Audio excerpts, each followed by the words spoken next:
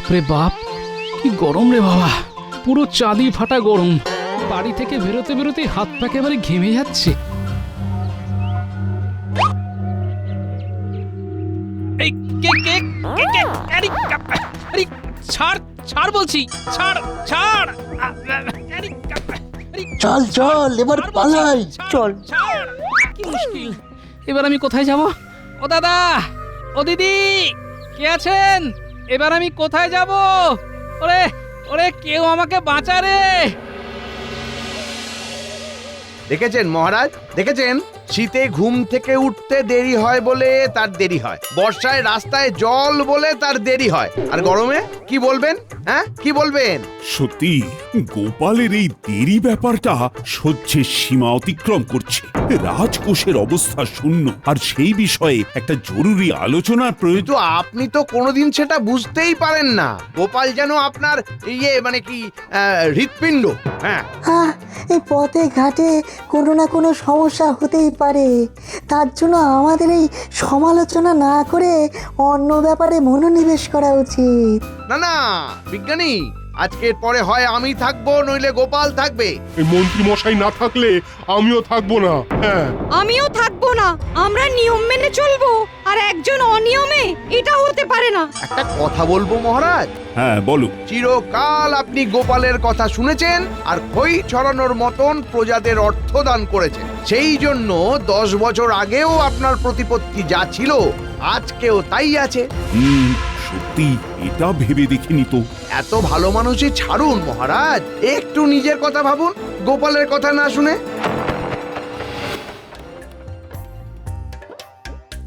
ভাগ্যিস আমি তোমার গলা চিনি। ধন্যবাদ ভোলা, ধন্যবাদ। এক্ষুনি রাজসভায় যেতে হবে। প্রণাম মহারাজ। না না না, আর প্রণাম করতে হবে না, এখান থেকে বেরিয়ে যাও।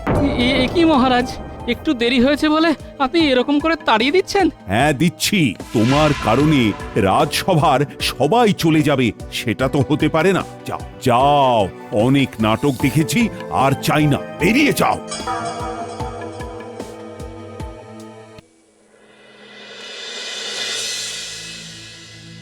আমার তো সামান্য দেরি হয়েছিল, তার জন্য একেবারে তাড়িয়ে দিলেন মহারাজ। ওহো, আর না কি কানা কেঁদো না তো। রাস্তায় তো শত্রু ভরিয়ে রেখেছো, নইলে এরকম কেউ দিনে দুপুরে চাদর চাপা দিয়ে বেঁধে রাখে? ওসব বাদ দাও, এখন আমি কি করব? আমাদের সংসার কি করে চলবে? শোনো, রাজসভার চাকরি যখন চলে গেছে তখন ওটা নিয়ে চিন্তা ভাবনা করে লাভ নেই, বুঝেছো? ঠিকই বলেছো। তুমি কালকে সকাল থেকে রাজ্যের চাষি ভাইদের সঙ্গে কথা বলো, চাষাবাদে মন দাও গো। বেশ। আমার সত্যি খারাপ লাগছে এটা বলতে যে গোপাল দাদা, তোমাকে আর এই দুঃখের কথা বলতে হবে না। আমরা সবাই গিন্নিমার কাছে শুনেছি এ নিশ্চয়ই ষড়যন্ত্র। কিন্তু এখন আমরা বিপদের মধ্যে দিয়ে কাটাচ্ছি। কাঠফাটা রোদ, বর্ষা আসার সময় হয়ে গেল, এতটুকু জলের চিহ্ন নেই। আমরাই কি করে সংসার চালাবো বুঝতে পারছি না। হ্যাঁ, আরে জল নেই তো জল আসবে, কিন্তু ট্যাঙ্কে বীজ কেনার পয়সা নেই, সেটা গোপাল দাদাকে বলো। কি বলবো বলো তো? কি সমস্যা? আমি নিজেই তোমাদের কাছে সাহায্য চাইতে এলাম, এখন তো দেখছি তোমরা আমার থেকেও কষ্টের মধ্যে আছো। আমার না হয় সঞ্চিত অর্থ দিয়ে মাসখানেক চলবে। এখন কি করি বলো তো গোপাল দাদা? এক কাজ করো, তোমরা সবাই মিলে মহারাজের কাছে যাও। মহারাজ যদি তোমাদের কিছু অর্থ সাহায্য করেন তাহলে তোমাদের বীজ ধান কিনতে সমস্যা হবে না। তুমি আমাদের সঙ্গে যাবে তো? না না, এই মুহূর্তে আমি যাব না, তোমরা যাও, পরে দরকার হলে যাব।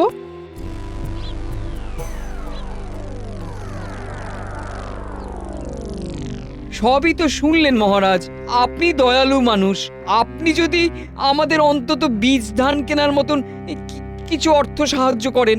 হ্যাঁ, সবই বুঝতে পারছি। আমি একটু ভেবে তোমাদের জানাচ্ছি। তোমরা কিছুক্ষণ রাজসভার বাইরে অপেক্ষা করো। আচ্ছা মহারাজ।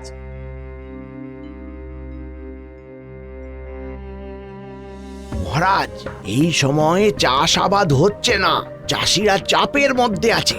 এই সুযোগে আপনি জমি জমা সস্তায় নিজের নামে লিখিয়ে নিন আর বলুন যে আপনি বীজ দেবেন। কি আমি কোথা থেকে বীজ পাবো? এত চাপা গলায় আলোচনা হলে তো আমরা কিছুই শুনতে পাবো না। এটা তোমাদের শোনার বিষয় না, এটা আমার আর মহারাজের ব্যক্তিগত বিষয়। কেমন? আকাশে কাক, আমি তো অবাক। মহারাজ, আমি দায়িত্ব নিয়ে আপনার সিন্দুক ভরাবো। আপনি শুধু আমার কথা কয়েক মাস শুনে চলুন, নইলে আপনি আমাকে তাড়িয়ে দেবেন। বেশ, আচ্ছা রাজসভাসদগণ, তোমরা সবাই এখন বাড়ি যাও। যখন দরকার হবে তোমাদের ডেকে নেব।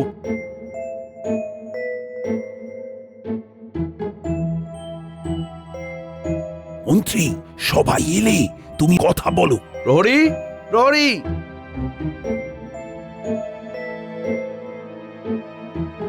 আগে বলুন। বাইরে যে চাষি ভাইরা দাঁড়িয়ে অপেক্ষা করছেন তাদের আসতে বলো। আচ্ছা। আচ্ছা শোনো শোনো, সবাই শোনো, তোমাদের তো বীজ কেনা নিয়ে সমস্যা নাকি? হ্যাঁ মন্ত্রী মশাই, বর্ষার সময় হয়ে গেল কিন্তু বৃষ্টির নামগন্ধ নেই। বৃষ্টি না হয় একদিন আসবে, কিন্তু ট্যাকের অবস্থা তো ঠনঠনে। কি করবো বলুন তো? কিভাবে বীজ ধান কিনবো বলুন তো? হ্যাঁ, তোমার স্পর্ধা তো কম নয় গোপাল। তোমাকে রাজসভা থেকে বহিষ্কার করার পরেও তুমি আবার এসেছো। আমি তো সভাসদ হিসেবে আসিনি মহারাজ, আমি এসেছি একজন চাষি হিসেবে। বীজ ধান কেনার জন্য সাহায্য চাইতে এসেছি মহারাজ। ঠিক আছে ঠিক আছে, মহারাজ চাষ করার বীজ ধান কেনার জন্য পয়সাও দেবে, কিন্তু তার বদলে তোমাদের জমি মহারাজকে বন্ধক দিতে হবে। ঠিক আছে, কি আর করা যাবে, খেয়ে তো বাঁচতে পারবো। না না, আমিও সব পারবো না। তোমরাও এই ফাঁদে কেউ পা দিও না। কি বললে গোপাল? ফাঁদ? বেরিয়ে যাও, বেরিয়ে যাও এক্ষুনি। শোনো শোনো, তোমাদের কাছে কোনো উপায় নেই। হয় অর্থের বিনিময়ে তোমাদের জমি মহারাজের কাছে বন্ধক রাখো, নইলে বাড়ি যাও। ঠিক আছে, এই শর্ত মেনে নিলাম। কালকে তাহলে জমি জমার কাগজপত্র নিয়ে চলে আসিস। হ্যাঁ, নিয়ে আসবো, নিয়ে আসবো। দাদু, শুনলাম তোমার রাজসভার চাকরির ছুটি হয়ে গেছে। হ্যাঁ রে ন্যাপলা, এখন তোদের রোজ গল্প বলতে পারবো। হ্যাঁ, দাদুর কাছে এখন অফুরন্ত সময়। জানো দাদু, আজকে পাঠশালা থেকে ফেরার সময় দেখলাম একজন বাঁশিওয়ালা বাঁশি বিক্রি করছে। এই বাঁশিতে জাদু আছে গো, জাদু। জাদু? হ্যাঁ দাদু, একটা বাঁশি দিয়ে কত রকম পশু পাখির আওয়াজ বের করছে। ও, এ তো আমি বাঁশি ছাড়াও অনেক পশুর ডাক ডাকতে পারি রে। তাই নাকি? তাহলে শোনাও। আম্মা, এই যে গরুর ডাক, মিয়াও। এই হলো বিড়ালের ডাক। আনুম। ওরে বাবা, এ তো বাঘের ডাক, একদম আসল বাঘের মতন। ছোটবেলায় আরো ভালো ডাক ডাকতে পারতাম রে, রোজ অভ্যেস করতাম।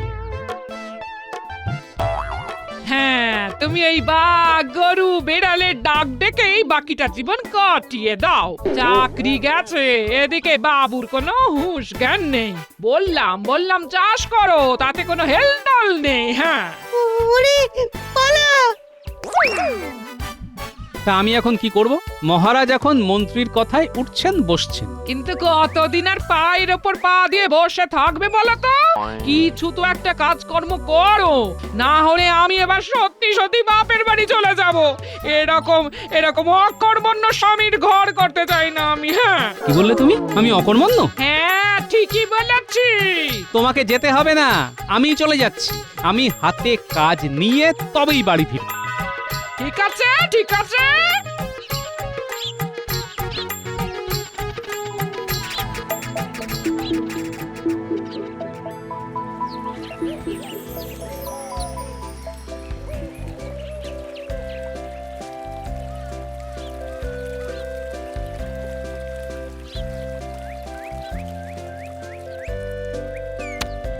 কি গো মাঝি ভাই, তুমি পাড়ে নৌকো বেঁধে ফেলছো যে, আর নৌকো টানবে না? না গো, এই কদিন ধরেই শরীরটা আর ভালো নেই, তাই নৌকো টানবো না। বলছি, আমার তো রাজসভার চাকরিটা চলে গেছে, তা তুমি তোমার নৌকো রাতের বেলা আমাকে টানতে দেবে? যা রোজগার হবে তার অর্ধেক তুমি রেখো, অর্ধেক আমি। তাহলে তো ভালোই হয় গো, সারা দিন কাজ করার পর রাতে আর কাজ করতে ভালো লাগে না। বেশ, তাহলে আজকে থেকে আমি তোমার মাঝি। তবে এই কথা রাজ্যে পাঁচকান করো না, বুঝলে? এই ব্যাপারে কোনো কাকপক্ষীতেও যেন টের না পায়। আচ্ছা, কেউ জানবে না, আমার পয়সা পেলেই হলো।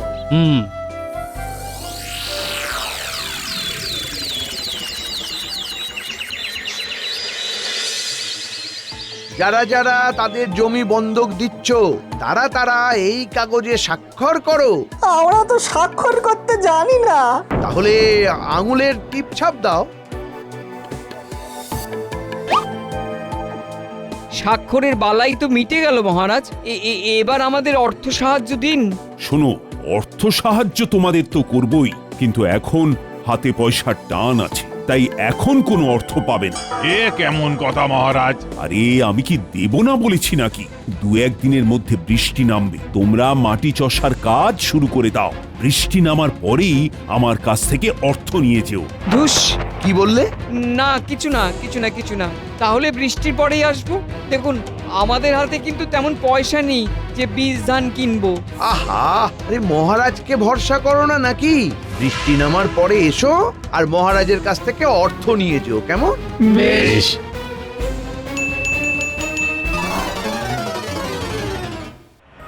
গোপাল দাদা ঠিকই বলেছিল কালকে।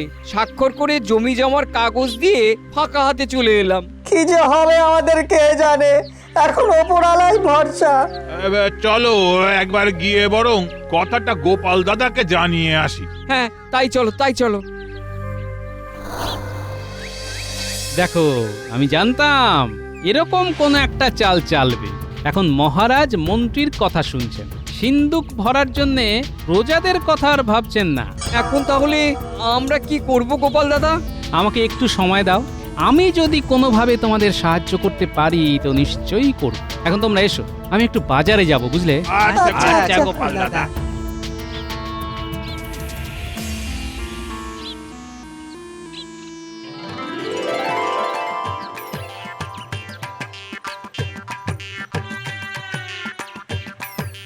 কি গিন্নি, এবার খুশি তো?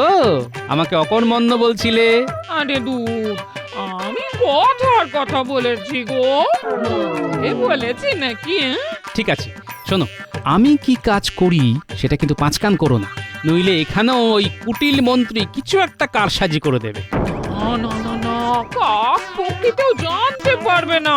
তুমি তোমার কাজ চাদর মুড়ি দিয়ে করো। হ্যাঁ, রাতে তো ঘুমাইনি, এখন ঘুমাই, বুঝলে? রান্না হলে ডেকে দিও।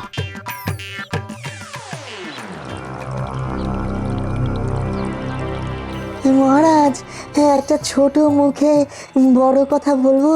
হ্যাঁ বলো। রাস্তায় আস্তে আস্তে এই কানা ঘুষো শুনতে পেলাম আপনি চাষিদের কাছ থেকে জমি জায়গা লিখিয়ে নিয়েছেন, কিন্তু তার বদলে একটা কানা করিও দেননি। ওটা তুমি ধান শুনতে কান শুনেছ, আর রাজকোষ খালি, সেটা তোমরা জানো না নাকি? মাফ করবেন মহারাজ, আমার মনে হয় প্রতিশ্রুতি দিলে সেটা রাখা উচিত। ঠিক আছে ঠিক আছে, তোমরাই তাহলে বলো কিভাবে রাজকোষ ভরবো। আমার মনে হয় বাণিজ্য করলে সম্ভব। হ্যাঁ, সেটা সুদূর প্রসারী চিন্তা, কিন্তু তাড়াতাড়ি তো আর অর্থ ভরানো যাবে না। একটু ভাবতে হবে। মহারাজ, আপনি এদের কথায় পাত্তা দেবেন না। আমার কথা শুনুন, আমি আপনার সিন্দুক ভরিয়ে দেব। কিভাবে? এটা আমি গোপনে বলতে চাই। এই তোমরা সবাই একটু বাইরে গিয়ে অপেক্ষা করো তো।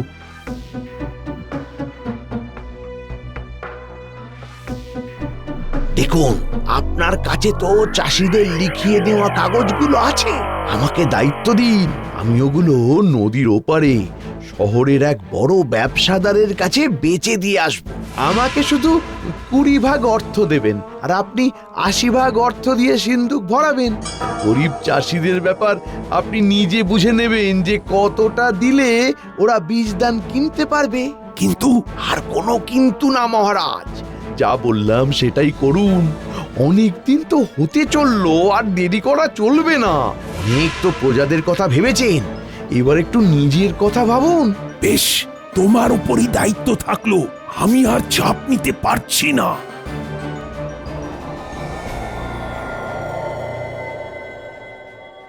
শোন বটা ঘটা, মহারাজকে আমি একেবারে হাতে করে নিয়েছি।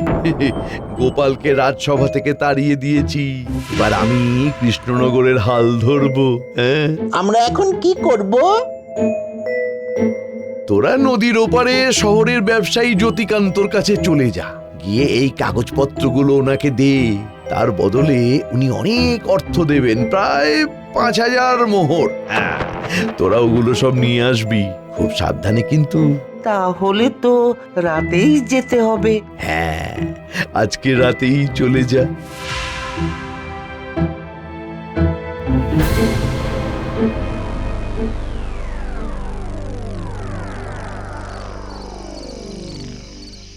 ও মাছি ভাই, ওপারে যাবে নাকি? আরে আরে এ তো বোটা ঘটা। হ্যাঁ যাবা বলেই তো বসে আছি। আমরা একটু ওই শহরের দিকে যাব। তুমি ওপারে গিয়ে পাড়েই একটু আমাদের জন্য অপেক্ষা করতে পারবে তো? পারবো। অমন ভূতের মতো চাদর মুড়ি দিয়ে কেন মাছি ভাই? ঠান্ডা লেগেছে। ওসব বাদ দে তো বটা, একটা জিনিস বুঝতে পারছিস তো, এবার আমাদের আর কোনো চিন্তা নেই। সব জমির কাগজ শহরে বেচে আমরা বড় লোক হয়ে যাব। আর কদিন পরে ভাবছি শহরেই পাকা বাড়িতে থাকবো। সবই আমাদের মন্ত্রী মশাইয়ের কল্যাণে। জমির কাগজ মানে? তাহলে কি চাষিরা যে জমি মহারাজের কাছে বন্ধক দিয়েছে সেই কাগজ? সর্বনাশ, আমাকে এক্ষুনি কিছু একটা করতে হবে। আরে মাঝি ভাই, প্রকৃতির ডাক।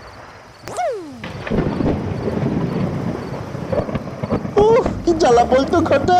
ঠিকই বলেছিস, ভাবলাম চট করে যাব আর চট করে ট্যাগ গরম করে আসবো, সে ঘুরে বালি হয়ে গেল। এবার বেটাদের ভয় দেখাবো, বাঘের ভয়। ওরে বটা, বটা বাঘ। ওরে ঘটা, পালা পালা পালা।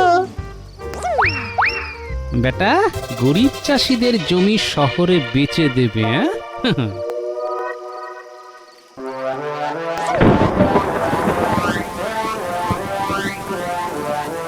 ওরে আমাকে বাঁচা রে, এবার তো মনে হচ্ছে বৃষ্টিতে ভিজে মরে যাব।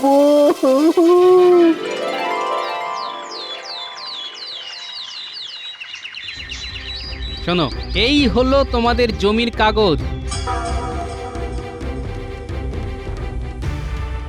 অনেক কষ্টে কায়দা করে এগুলো পেয়েছি, বুঝলে? বলতে পারো অনেকটা ভগবানের আশীর্বাদ আর উপস্থিত বুদ্ধির জোরে। কিন্তু এখন তো এই কাগজের থেকেও আমাদের চাষ করার জন্য বীজ ধান পাওয়া বেশি জরুরি গোপাল দাদা। সেই জন্যই তো আমি তোমাদের একটা বুদ্ধি দিচ্ছি। তোমরা এক্ষুনি রাজসভায় চলে যাও আর গিয়ে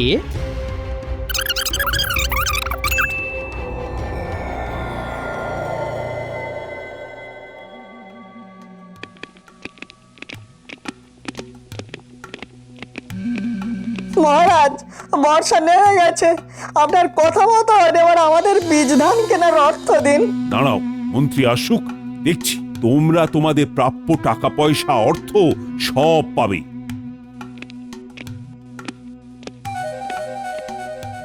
মন্ত্রী, এদের প্রাপ্য অর্থ দিয়ে দাও তো।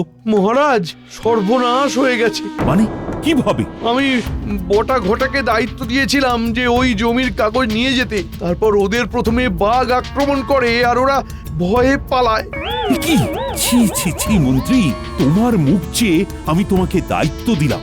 আমি কি করব মহারাজ? মহারাজ, আপনার কথা মতন বৃষ্টি পড়লে আপনি বলেছিলেন আমাদের বীজ ধান কেনার অর্থ দেবেন। হ্যাঁ, আমাদের হয় অর্থ দিন, নইলে আমাদের জমির কাগজ ফেরত দিন। হ্যাঁ, নইলে আমরা আন্দোলন করব। জমির কাগজ চুরি হয়ে গেছে। ছি ছি ছি মহারাজ, আপনি একজন দায়িত্ববান রাজা, আপনার হাত থেকে কি করে জমির কাগজ চুরি হয়? দায়িত্ব তো মন্ত্রীকে দিয়েছিলাম। ও বলেছিল শহরে এক বড় ব্যবসায়ীর কাছে তোমাদের জমি বেচলে অনেক অর্থ দেবে। আমি ওর কথায় না না না, আমরা শুনতে চাই না। আমাদের জমির কাগজ ফেরত চাই। কি জ্বালা, সবাই পালাও। আপনি কোথায় পালাচ্ছেন? আপনার কথা শুনে মহারাজ আমাকে রাজসভা থেকে তাড়িয়েছে, চাষিদের এত বড় সর্বনাশ করেছে। চাষি ভাইরা, রাজ সম্পত্তির ক্ষতি না করে তোমাদের মনের রাগ মন্ত্রীর উপর দেখাও, কিন্তু কেউ ওনাকে মারবে না। ঠিক বলেছো।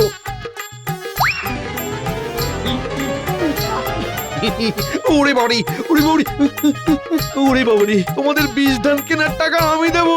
আমি অল্প অল্প করে রাজকোষ ফাঁকা করেছি, তাই আজকে এই হাল। হ্যাঁ মন্ত্রী তুমি আজকে এখন থেকে মন্ত্রী স্থাবর অস্থাবর সমস্ত সম্পত্তি হরণ করা হলো, আর সেগুলো গ্রামের সকল চাষিদের দিয়ে দেওয়া হবে। আর আমার চাকরি?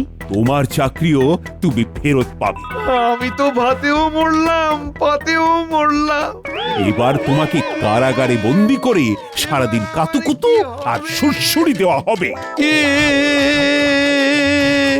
আর চাষি ভাইদের জমির নতুন কাগজ দলিল বানানো হবে। সেসব আমাদের চাই না মহারাজ। কালকে গোপাল দাদাই বটাঘটাকে ভয় দেখিয়ে ওদের থেকে কাগজ উদ্ধার করেছে। হ্যাঁ নয় হ্যাঁ।